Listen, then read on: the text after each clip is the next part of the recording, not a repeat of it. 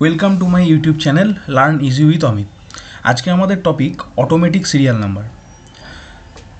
আমি একটি sample datasheet নিয়েছি।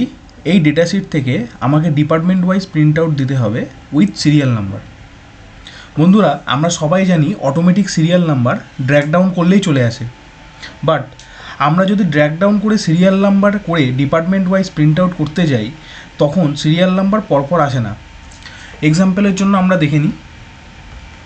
আমরা প্রথমে ড্র্যাগ ডাউন করে সিরিয়াল নাম্বার ফেলব।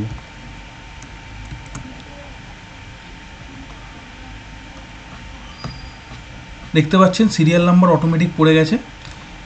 এবার আমাকে বলা হয়েছে ফিল্টার করে আমাকে ডিপার্টমেন্ট ওয়াইজ প্রিন্ট আউট করার জন্য। তাহলে প্রথমে আমরা ফিনান্স ডিপার্টমেন্টটাকে ফিল্টার করি। ওকে করলাম।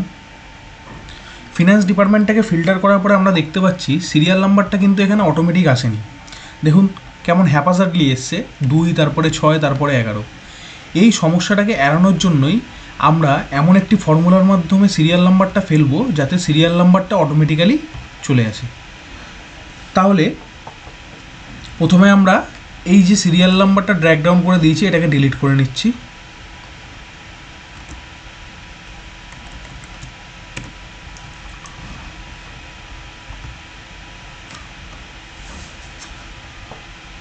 এবারে আমরা ফর্মুলা দেবো equal to subtotal bracket open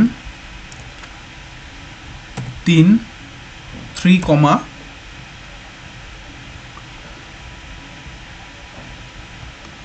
select B2 cell. আবার B2 সেলটাকে নেবো, নিয়ে ব্র্যাকেটটা ক্লোজ করব। ক্লোজ করার পরে প্রথম যে B2 সেলটাকে নিয়েছিলাম তার পাশে কার্সারটা রেখে জাস্ট F4 প্রেস করব, করে এন্টার। আমাদের ফর্মুলা রেডি। এই ফর্মুলাটাকে এবার আমরা বাকি রোগুলোতে ইনসার্ট করে দেবো।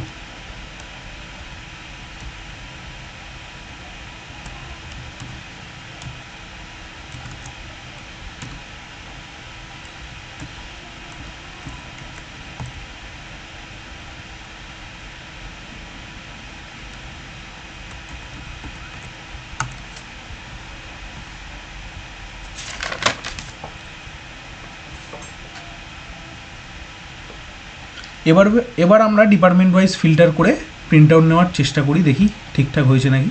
প্রথমে আমরা ফিনান্স ডিপার্টমেন্টটাকে নিচ্ছি। ওকে করলাম। দেখুন ফিনান্স ডিপার্টমেন্টটাকে ফিল্টার করার পরে সিরিয়াল নাম্বারটা অটোমেটিক চলে এসছে। 1, 2, 3, 4, 5, 6 করে এরকম ফিনান্স ডিপার্টমেন্টে মোট 22 জন আছে। এবারে আমরা HR ডিপার্টমেন্টটা প্রিন্ট আউট করার জন্য ফিল্টার করব।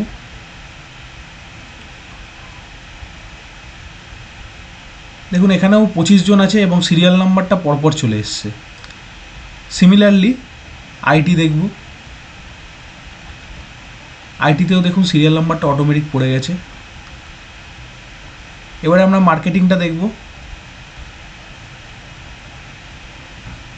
দেখুন এখানেও সিরিয়াল নাম্বারটা 25 জন আছে মার্কেটিংয়ে এবং সিরিয়াল নাম্বারটা পরপর পড়েছে। ভিডিওটি ভালো লাগলে লাইক, কমেন্ট এবং শেয়ার করবেন। এরকম ভিডিও আরও দেখার জন্য আমার চ্যানেলটিকে সাবস্ক্রাইব করবেন। ধন্যবাদ। দেখা হচ্ছে আবার পরের ভিডিওতে।